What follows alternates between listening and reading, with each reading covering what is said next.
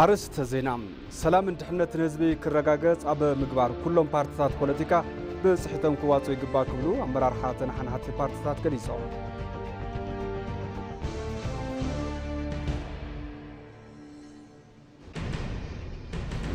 በመንግስታዊ ምልዋጣት ቅርጹ ዘይቀየረ ዲፕሎማሲያዊ መዝነት አብ ሃገራት ኢትዮጵያን ኬንያን ይቅጽል ምህላው አምባሳደር ባጫ ደበሌ ገሊጾም።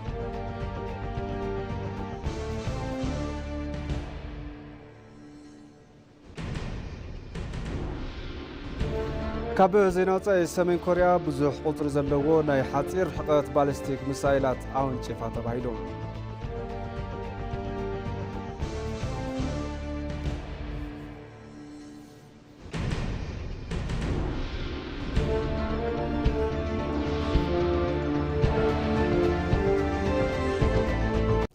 ሰላም ከመይ ተምስዩ ዝኸበርኩም ተመልከትቲ ልክዕ ሰዓት ሓደ ኮይኑ ነሰዓት ተዳሉ ዜናታት ሒዝና መፂና ኣለና። ዜናታት እንዳመርሕኩ ሓቢረኩም ፀንሕ ኣነ ብርሃን ፍሳየ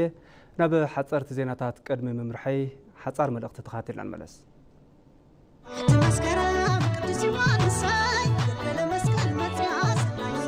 ሓዱሽ ሓጎስ ብሓዱሽ ተስፋ ሓዱሽ ዘመን እንትመጽእ ብብርሃን ተስፋ ዕንበባ ይደምቕ ድሙቕ ዘይኸውን ዘመን ብዘመን እንትትካእ ብፍላይ ኢቲቪ ትግርኛ ሓጎስን ፍሽኽታን ሒዙ ንገዛና ደበኽ ይብል። ሓዱሽ ዓመት ሓዱሽ ንክኸውን ዝተፈላለዩ ምድለዋት ተዛዚሙ ናባኹም ከቕርብ እዩ። ኣብ ዝተፈላለዩ ምድለዋት ኢቲቪ ትግርኛ ፍርያትኩምን ግልጋሎትኩምን ንኽተፋልጡ ተዓዲምኩም ኣለኹም። ኢቲቪ ትግርኛ እንኳዕ ን2017 ኣብፅሐኩም ኣብፅሐና ይብል። ርሑስ ሓዱሽ ዓመት ኢቲቪ ትግርኛ ሓዱሽ ዘመንና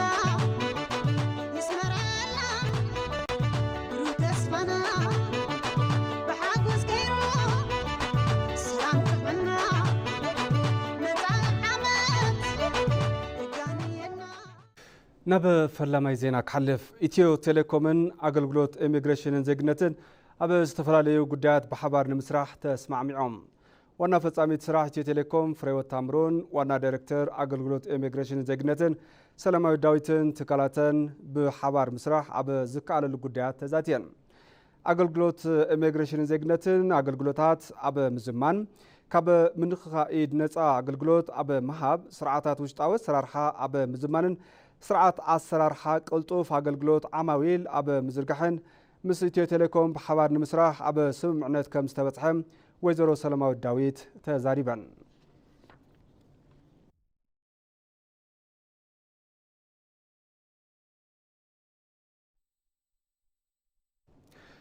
ከንቲባ ምምሕዳር አዲስ አበባ አዳነች አበቤ መበል 21 ማእከል ምግብና ተስፋ ብርሃን መሪቐን ከፊተን። እተን ከንቲባ ብማሕበራዊ ሚድያን ኣብ ዘመሓላለፈኦ መልእኽቲ ኣብ ሓዱሽ ዓመት መዓልታዊ 1000 ሰባት ዝምግብ ማእከል ኣብ ኮልፌ ቀራኒዮ ክፍለ ከተማ ከባቢ ኣየር ጤና መሪቕና ርሑስ ሓዱሽ ዓመት ኢልና ምገባ ኣጀሚርና ኣለና ኢለን።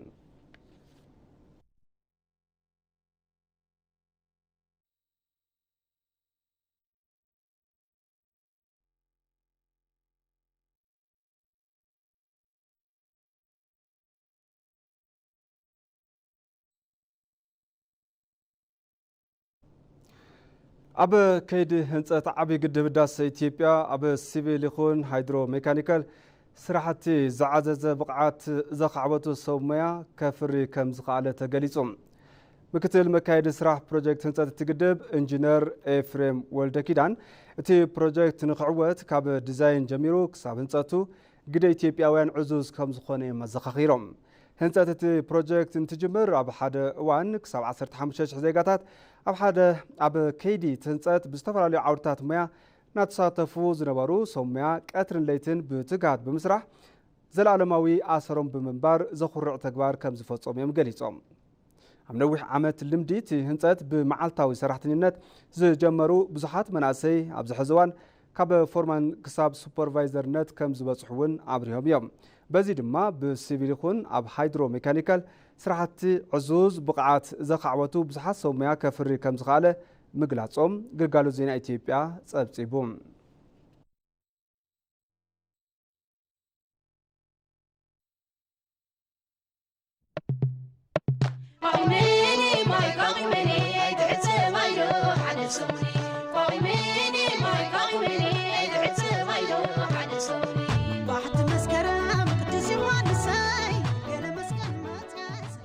تبلكتي حزدما ناب زرزر زيناتات يكحلف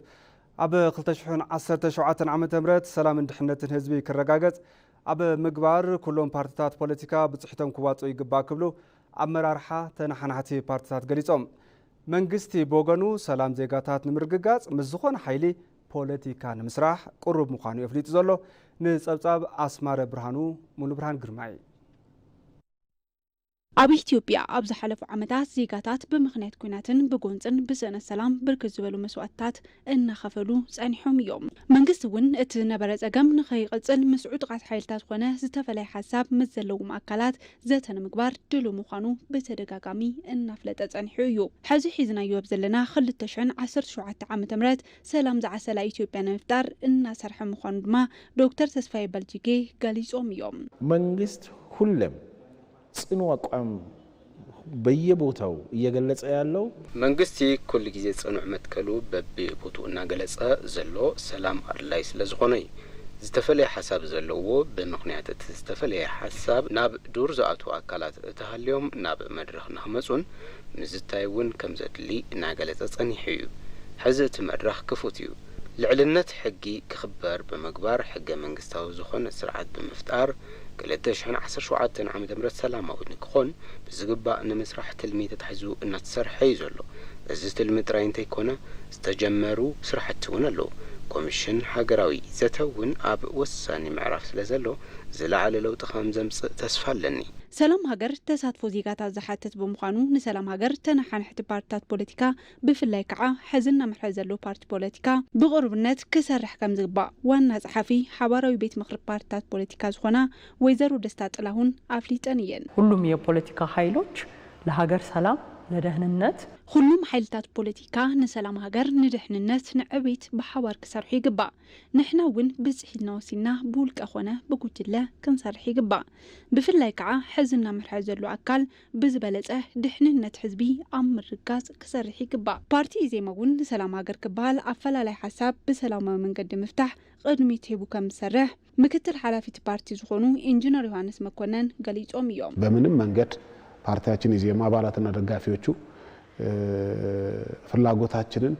የፖለቲካ ፍላጎታችንን ጥቅሞቻችንን ለማስከበር አባላት ፓርቲ ኢዜማን ደገፍት ፓርቲ ኢዜማን ደሌትና ረብሓና ንምኽባር ጎንፂ ከም መማረጺ ኣይንርዮኒና ንሱ ጥራይ እንተይኮነ ኣብ ጎንፂ ዝሳተፉ ኣካላት ናብ መድረኽ ሰላም ንኽመጹ ጻውዒት እናቕረብና ጸኒሕና ኢና ስለዚህ እንተነኣሰ አካል ጎንፂ ብዘይምዃን ብጽሒድና ክንዋጻእ ኢና እሱ ጥራይ እንተይኮነ ኣብ ሃገርና ዝነበሩ ጸገማት ኣብ ሓንቲ ፀሓይ ከም ዘይፍትሑ ተረዲእና ሓሳብ ብምውጻእ መፍትሒ ኣንፈታት ብምሕባር ብጽሒድና ክንዋጻእ ኢና ዝሓለፉ በደላት ብይቕሬታን ብፍትሒ ብምዕጻው መጻኢ ዓመት ዝሓሸ ንምግባር እናተሰርሐ ምዃኑ እውን ዶክተር ተስፋይ በልጅጌ ወሲኾም ገሊጾም እዮም ያለፉት ጊዜያት ሁሉም እነ ተበዳይ ነኝ ብሎ ያምናል ኣብ ዝሓለፈ እዋን ኩሉ ኣነ ዝተበደልኩ ኢሉ ይኣምን እዩ ብምኽንያት ዝውን ኩሉ ቅርታ ኣለዎ ኣብ ዝሓለፉ ተግባራዊ ኮይኖም ንዝሓለፉ ጉዳያት ብይቕሬታን ብፍቕርን ብዘተ ንዕጸውሞ ተሓታቲ ዝኾነ ኣካል ተሃልዩ ተሓታቲ ይኹን ንጽባሕ ማእኸል ዝገበረ ስራሕና ሰራሕና ንተግባራውነቱ እውን ብምሉእ ዓቕምና እናሰራሕና ኢና ኩሉ ኢትዮጵያዊ ከም ዜጋ ንሰላም ሃገር ብጽሒቱ ዝዋጻእ ተኾይኑን ሃገራዊ ዘተን ስግግር ፍትሒ ኣብ ዝተቐመጠሎም ትልሚ ዝሳለጡ ተኾይኖም መጻኢ እዋን ብሩህ ከም ዝኸውን እቶም ሓለፍቲ ገሊጾም እዮም بمنجستاوي ملواتات قرصو زي قيرة دبلوماساوي مزنت أب حجرات إثيوبيان كينيا نقص المهلاو بعل مزنت ملو أمباسادر إثيوبيا أب كينيا باجع دبلي قليسهم نسبساب سولومون صقاي مرها سلام مرسام شدشت عصرتات عموت لغطر ركب إثيوبيان كينيان ببوليتيكا دبلوماسي قطبان بقالوت سفرات تحببر داترنا عموزيو مس كوربوريت برودكاستينج إثيوبيا صانحيت الجوارو فليلو إثيوبيا أب كينيان أمباسادر ملو مزنت باجع دبلي خلتي أو ركب إثيو كينيا بلوت محدرتي قرصتاتو لغاير لي مغانو قليصوم يوم يهولتو أجروش قرينيونت ركب كلتين هاجرات بحادي إن هاجرات بزسعب منجستاوي لوتي هيكونن ويدما أيتعين كما أبنت سرعة نوزن جاست هاي لسلاسة صغيرة منجست درجي السون مستغيرة سنة حساب تنتريسهم اتهم زترفو زعباتات بتشعوان زنبرة والتهدراوي محزنات نقولني مكبار تزي كوينو مسكينيا زنبرة سنة يركب أيسألون ደርግ ስዒቡ ዝመፀ መንግስት ይህወደግ እውን ነቲ ወታደራዊ ምሕዝነት ዋላ ናብ ዝነበሮ ይምለሶ እቲ ርክብ ግና ከም ዝነበሮ ክቕፅል ክኢሉ እዩ በመበል ሳልሳይ ፓርቲ ብልጽግና ባይቶ መንግስትነት ምስ ረገጸ ብተመሳሳሊ አገባብ ይውሕዝ እዩ ዘሎ አምባሳደር ባጫ ዘይሕጋው ብልኾኑ አዘዋወርቲ ሰባት ኢትዮጵያውያን ኣብ ኬንያ ልወጽሖም ለሎ ምንግልታዕን ሞትን ንምትራፍ ኤምባሲ ኢትዮጵያ ኣብ ኬንያ ይነጥፍ ምህላው ገሊጾም እዮም በሞያሌ በኩል ይገባሉ በገጽ ሞያሌ ቢሎም ያቱሞ ናብዚ ናብ ናይሮቢ ይመጹ ናይሮቢ ኣብ ዝመጹሉ እዋን ቅድሚ ሕዚ ብምምላስ ናብ ታንዛኒያ ያውንዑ አስዒቦም ማሊ ዚምባብዌ ቢሎም ደቡብ አፍሪካ ንምእታው እዩ ተተሳኺሎም ያቱ ተዘይተሳኺሎም ድማ ወትሮ ከም እንሪኦ ኣብ ተሽከርከርቲ መጓዓዚ ፈሳሲ ከም ነዳዲ ተዓሽጎም ፋስና ሓጸሮም ንሞት እናተቃልዑ ኣብ ጎላጉል ከም ጥቕሚ ዘይብሉ ጥሬት አስካሪኖም ወዲቑ ዓለም ብዛዕባና ቁልቁል ዝዛረበሉ ኩነት እዩ በዚ ድማ ከም ቀንዲ ዛዕባ ጸሪሕና ከም ቀጻሊ መዋድብቲ ጸገም ኢትዮጵያውያን እዮም ገንዘብ ተቐቢሎም ናብ ቀልቀል ናይሮቢ ምስ አጸግዕዎም ንምሕላፍ ዝጥለብ መጠን ገንዘብ ልዑል ይገብርዎ ወይ ድማ እቶም ዝሕጋው ዘዋወርቲ ናብ አካላት ጸጥታ ጥቆማ ሂቦም ዞም ሰባት ንኽእሰሩ ይገብሩ ካብዚ ንላዕሊ ግን ብትሑት መጠን ካብ ሞምባሳ ናብ ታንዛኒያ ካብ ሱሳ ክሳብ ሚቲ ይጓዓዝ እዩ ነዚ ዝመስል ጥሉል ሓበሬታ ነይሩና ኣብ ሕዚ ግን ብዜጋ ተኮር ስራሕትና ነቶም ግዳይ ማእሰርቲ ዝኾኑ ዜጋታት ብጽዑቕ አሊሽና ብቕልጡፍ ናብ ቤት ፍርዲ ቀሪቦም ንኽልቀቁን ናብ ዓዶም ክምለሱን ግቡእ ክንክን ክግበረሎምን ካብ ኣብነት ሰብ ብሂወት ተሎ ገንዘብ እዩ ዝእከበሉ ንክቕበሩ እውን ክሳብ 250,000 ሽልንግ ዝሕተተሉ ስፍራ ኣሎ ነዚ መጠን ገንዘብ ንሕና ኢና ንሽፍኖ ቶም አምባሳደር ኣብ ሓድሽ ዓመት ዶባት ኢትዮጵያን ኬንያን መሰረቱን ብምግባር ልንቀሳቀሱ ዕጡቅ ኃይልታት ምንቅስቃሶም ከዓግቱን ሰላማዊ ፀፍሒ ክረግጹን ክንገብር ኢና ኢሎም ሓቢሮም እዮም እኛ አንደኛው የሂማን ትራፊኪንግ የማስቆም ነው በቀዳምነት ዘይሕጋው ዝውውር ሰባት ደው ክብል አለው በመበል ካልአይ ከም ሸኒን አልሸባብን ዝኣመሰሉ ዕጡቃት ዶብ ኢትዮጵያ ሰጊሮም ጸገም ከይፈጥሩ ዝግበረሉ ኩነታት ምፍጣር ትልምና እዩ ብዝተኻለ መጠን ምዞም አካላት ናብ ሰላማዊ ናብሮኦም ክጽንበሩ ምግባር ቀንዲ ባህጊ እዩ እዚ ተዘይተኻይሉ ከም ዝተገለጸ መሳርሒ ብምውጥዋጥ ዝቕየር መንግስቲ የለን ሕዚ ዝረአይ ዘሎ መዕወኒ እጻት ምዝዋር እዩ ዝሕጋው ዝውውር ሰባትን ኮንትሮባንድና ቢልካ ሰልዲ ምእካብ ተዘይ ኮይኑ ማሕበረሰብ ሓራ ናይ ምግባር ሕቶን ዛዕቦኦምን ይኮነን ሰብ ሃፍቲ ናብ ኢትዮጵያ ብምቕናዕ ሓፍተገነቶም ፈሰስ ክገብሩ ይስራሕ ምህላው እውን አምባሳደር አዘኻኺሮም እዮም 2017 ዓመተ ምህረት ዝተመዛበሉ ናብ መረበቶም ዝምለሱሉ ዝዓረቀ ዝኽደነሉን ዝጠመየ ዝዕንገለሉን ዘበን ክኸውን ነበርቲ ከተማ መቐለ ተመንዮም ገብረ እግዚአብሔር ኃይሉ ነቶም ነበርቲ ተዘራሪቡ ሊኹልናሎ ከም ስዕብ ክቐርብ እዩ ሽመይ ክብሮም ነጋሽ ይባል 2016 ጽቡቅ እዩ ከም ውልቀ ጽቡቅ እዩ ይኹን እምበር ግን ብርክት ዝበለ ህዝቢ ኣብ ዳስኒ ኣብ ጥሜትኒ ኣብ ዕርቃንኒ ብውሕጅን ብቁርን ይገረፍ ኣሎ ስለዚ በዚ ከዓ ተሓዝን ከምዚ ኩነታት ኮይና ሓሊፍናዮ 2016 ዓመተ ምህረት ሹመይ ግን ወልደ ኃይሉ ይባል 2016 ጽቡቅ ናይ ሰላም ኩነታት ኢና ሓሊፍና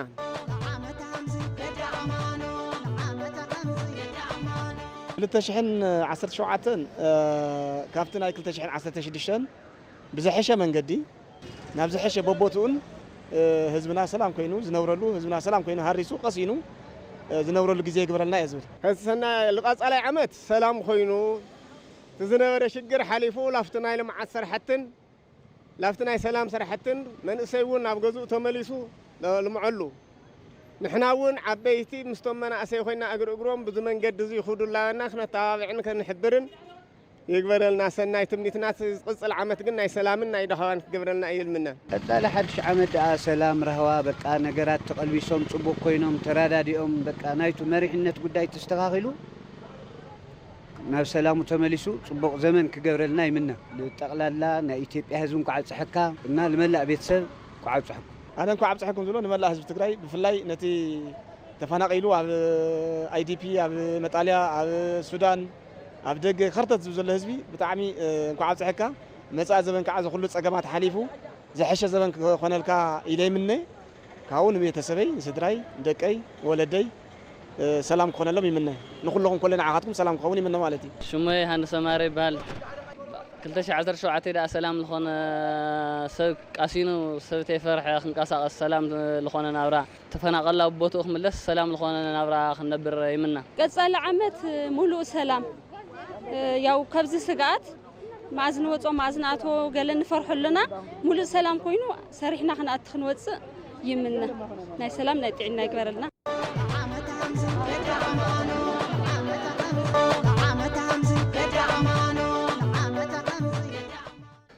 ኣብቲ ዝተዛዘመ ዓመት 2016 ኣብ ዓውዲ ፖለቲካ መንግስቲ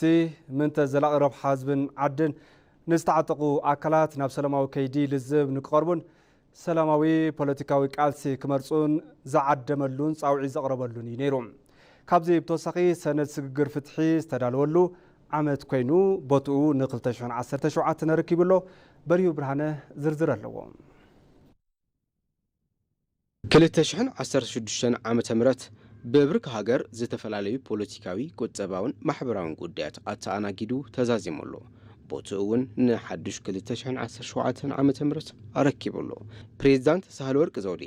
ኣብ መጀመርታ እቲ ዝተዛዘመ ዓመት ንኣባላት ክልቲኡ ኣብያተ ምኽሪ ሓበራዊ ዋዕላ ኣብ ዘቐረብዎ ኣንፈት መንግስቲ እቲ ሕሉፍ ዓመት ፖለቲካዊ ዋኒን መንግስቲ ኣመልኪተን ከም ዝስዕብ ምባለን ይፍለጥ። አገራችን የፖለቲካ ማህደር የሀሳብ ፍልሚያ ሜዳ እንዲሆን ምህዳር ፖለቲካ ሃገርና ሜዳ ንሕና ሓሳብ ንኹን ኣብ ሕሉፋት ዓመታት ዝተጀመረ እማም ምብቃዕ ትካላት ዲሞክራሲ ተጠናኺሩ ክቕፅል እዩ። ብቐንዱ ድማ ካብ ንፅል ጉጅላዊ ተረኽ ንኹሉ ዘተኣኻኽብ ገዛኢ ተረኽ ሒዘን ዝተበገሰ ሃገራት ከምዕብላ ክኢለን እየን። ንሕና እውን ካብ ነፀላ ጉጅላዊ ተረኽ ተበጊስና ኣተኣኻኻቢ ሃገራዊ ተረኽ ኣብ ምህናፅ ክንሰርሕ ይግባእ። ካብዚ ብተወሳኺ ኢትዮጵያ ዝጀመረቶ ከይዲ ሃገራዊ ዘተ ኣብቲ ዝተዛዘመ ዓመት ኣብ ዝተፈላለያ ክልላትን ምምሕዳር ከተማታትን ናብ ሓደ ምዕራፍ ተሰጋጊሩ ነይሩ። ብምዃኑ ድማ ተወከልቲ ዝተፈላለዩ ክፋላት ሕብረተሰብ በብኸባቢኦም ኢትዮጵያውያን ኣብቲ ዘካይድዎ ሃገራዊ ዘተ ዝዛተይሎም ርእሰ ጉዳያት ንምንጻር ወይ ድማ ንምፍላይ ዝተፈላለዩ መድረኻት እናካየድሉ ዝነበሩ ዓመት እዩ። ሕሉፍ ዓመት 2016 መንግስቲ ንሰላማዊ ፖለቲካዊ ምንቅስቓስ ልዑል ቆላሕታ ዝሃበሉን ጻውዒት ዘቕረበሉን ዓመት ኮይኑ ተኸንቢቱሎ። ውስጣዊ ችግሮቻችንን በሰላማዊ መንገድ በውይይት ብቻ እንፍታ። ውሽጣዊ ጸገማትና ብሰላማዊ መንገዲ ብልዝብ ጥራሕ ንፍታሕ። ኩሉም ኣቕምታትና ነቲ ጭቡጥ ውፅኢት ንረኽበሉ ዘለና ምዕባለ ንምርጋጽ ንጠቐመሎም። ኦሮሚያ አካባቢ ያለውን ችግር ኣብ ክልል ኦሮሚያ ዘሎ ጸገም ኦፌኮ ዝበሃለ ፓርቲ ብሰላማዊ መንገዲ ብዝርርብ ክቃለስየ እንተይሉ ሸኔ ካብ ኦፌኮ እንታይ ይፈልዮ? ንኦፌኮ ሰላማዊ ባይታ ዝፈጥር ዓዲ ንሸኔ ሰላማዊ ቃልሲ ዝኸልእ ክኸውን ኣይኽእልን። ኣብ ክልል ኣምሓራ ጸገም ኣሎ። ኣብን ዝበሃል ውድብ ብሰላማዊ መንገዲ ዝቃልስቶ ኮይኖም ካሊእ መማረፂ ኣሎ ዝብሉ ሰባት ልክዕ ከመ ኣብን ሰላማዊ መማረፂ ዝኽልክሎም ነገር የለን። ኣብቲ ዝተፈጸመ ዓመተ 2016 ቀዳማይ ሚኒስትር አብይ አሕመድ ምስ ዝተፈላለዩ ክፋላት ሕብረተሰብ ዝተፈላለየ መድረኻት ዘተ ምክያዶም ይዝከር። ሓደ ካብቶም ዝተኻየዱ መድረኻት ምስ ተወከልቲ ዝተፈላለያ ተናሓናሕቲ ውድባት ዘሳለጥዎ እዩ ነይሩ። ገዢ ፓርቲና ተፎካካሪ ፖለቲካ ፓርቲዎች ገዛ ፓርትን ተናሓናሕቲ ፓርቲታትን ኣብ ሃገራውን ህንፀት ዲሞክራሲያዊ ስርዓትን ዝተጀመረ ዝርርብ ጅማሮ ሓቢርካ ምስራሕ ንኽጉልበት ግልጽ ስርዓት ወይ መስርሕ ምትሕባር ምዝርጋሕ የድሊ። ደግሜ የማረጋግጥላችሁ ነገር አቅማችን በፈቀደ መጠን ደጊመ ዘረጋግጸልኩም ነገር ዓቕምና ብዝፈቀዶ ዓቐን ንዓኹም ኣተኣኻኺብና ተዛቲና ብሓባር ኮይና ዲሞክራሲ ኢትዮጵያ ብመልክዕ ኢትዮጵያ ብቅርፂ ኢትዮጵያ ዝህነጽ ዲሞክራሲ ኣብ ናሃትና ኩነታት ዘሎ ዲሞክራሲ ክጋፋሕ ልምዓተ ክመጽእ ሃገር ክትብርኽ እዩ ድልየትና። 2016 ዓመተ ምህረት ኣብ መንጎ መንግስትን ጉጅለ ኦነግ ሸኔን ኣብ ርእሰ ከተማ ታንዛንያ ዳሬ ሰላም ነቲ ጎንፂ ሰላማዊ ፍታሕ ንምንዳይ ጻዕሪ ዝተገበረሉ ምንባር እውን ይዝከር። ታንዛንያ በነበረው ድርድር የግልጸኝነት ችግር አለ ብለው ለሚያስቡ ኃይሎች ኣብ ታንዛንያ ብዝነበረ ድርድር ጸገም ግልጽነት ኣሎ ኢሎም ንዝሓስቡ ኃይልታት ኣብ ታንዛንያ ድርድር እንትጅመር ንመላእ ህዝቢ ኢትዮጵያ ድርድር ከም ንጅምር ተገሊጹ እዩ። ድርድር ምስ ጀመርና ጥቕሉለ ውፅኢት ዝነበሮ መደምደምታ ስለ ዘይበጻሐ ምንም ነገር ኣየቕረብናን። ንቅድሚት ልቦና ሂብዎም ስርዓትን ሕግን ኢትዮጵያ ኣኽቢሮም ብልዝበ ኣሚኖም እቲ ድርድር እንትካየድ ድማ ነዚ ክቡር ባይቶን ንመላእ ህዝብን ጸብጻብ ክቐርብ እዩ። ካብዚ ብተወሳኺ ኢትዮጵያ ኣብ ከይዲ ምዕሳል ስግግር ፍትሒ ሰነድ ፖሊሲ ወይ ድማ መስርሕ ፖሊሲ ስግግር ፍትሒ ዘዳለወትሉ ዓመት እዩ ነይሩ። የሽግግር ፍትህ አካሄድን መከተል አለብን። አካይዳ ወይ ከዓ መስርሕ ስግግር ፍትሒ ክነስዕብ ኣለና ተባሂሉ ብዝተነፀረ ኣንፈት መሰረት ግልጽን ኣሳታፍን ብዝኾነ ኸይዲ ዝምርሕሉ መስርሕ ፖሊሲ የድሊ እዩ። መስርሕ ፖሊሲ ስግግር ፍትሒ ልክዕ ከም ስሩዓት መስራሕቲ ፖሊሲ ዝወፅእ ኣይኮነን። ገፊሕ፣ ግልፂ፣ ሓቋፋይ፣ ኣሳታፍን ግዳያት ማእኸል ዝገበረ ዝተፈላለዩ ክፋላት ማሕበረሰብ ድምፆም ዘስምዕሉ ክኸውን ይግባእ። ነዚ መትከል እዚ መሰረት ብምግባር መስርሕ ፖሊሲ ስግግር ፍትሒ ንምስንዳእ ይስራሕ ጸኒሑ እዩ። እቲ ምድላው ፖሊሲ ናብ መወዳእታ በፂሑ እዩ።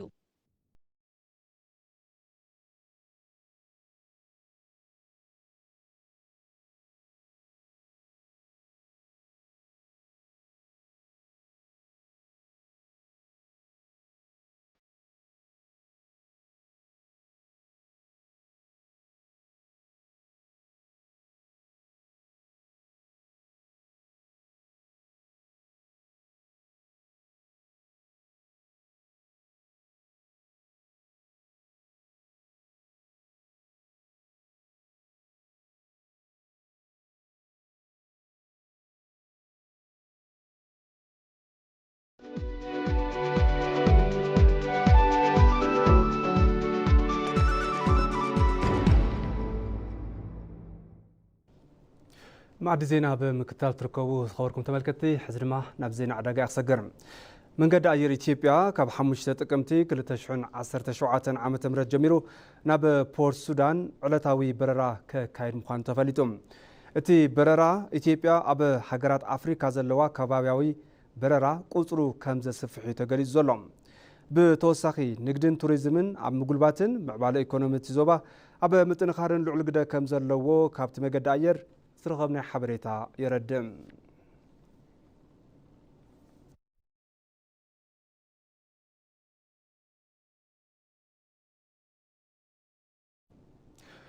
بجروب إثيو إنجينيرينج إندستري مفري أوتوموتيف بشوفتو موديل N7 بيك أب تشكركاريت ناب عداقا كم زغرب أفليتوم اتي إندستري أب استتحز بجد عامت 350 موديل N7 بيك أب تشكركاريت نمفراي حاسيبو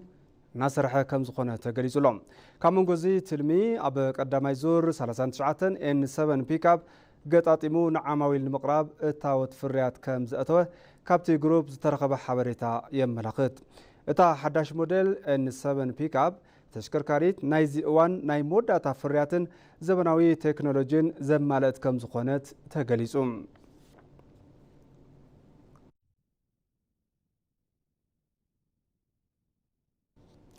حزر ما نب زينات أكسجر سمين كوريا بزح قطر زلوا ناي حاصير رحقت بالستيك مسائل عون شفات بايلوم عززتي تأمر سراويت جنوب كوريا كم تحبروا سمين كوريا بزح قطر زلوا بالستيك مسائلات اللومنجو نب مبرقاوي بحري توكيسالام بزح ناي حاصير رحقت بالستيك مسائل كابيون يانغ تونشفهم أب 360 كيلومتر رحقت أب زركب مبرقاوي بحري كم تعرفوا جنوب كوريا رجاجيسالام توم مسائلات زعرفلو دسيت مبرقاو بحري أبزخونة جزء سمين هانغيونغ نبرتي زير كولون تخون سمين كوريا نحصير حقات تونشفتي مسائلات نمفتان بترجاجامي تتكملوا بتا كم زخونة تجليسهم أتي فتنة نب دبوباوي أنفت انتزجبر كم سيولن دايجون زبلا وانا كتماتات دبوب كوريا كوكع كم زقلون تحبير لهم أزي تكبر سمين كوريا نجر سحتران سلامن مرجعان لسانة مدري كوريا نب حدا جازتون كم زخونة عززتي تأمور طور دبوب كوريا مغلاتو KBS صابتي بلهم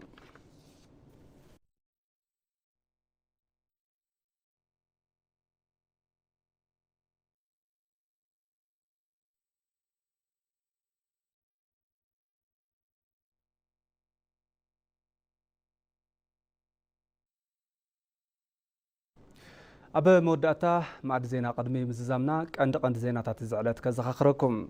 سلام دحنة هزبي كرغاغز أم مقبار كلهم بارتات بوليتيكا بصحتهم كواصو يقبا كبلو عمرارحا تنحنحتي بارتات قريسو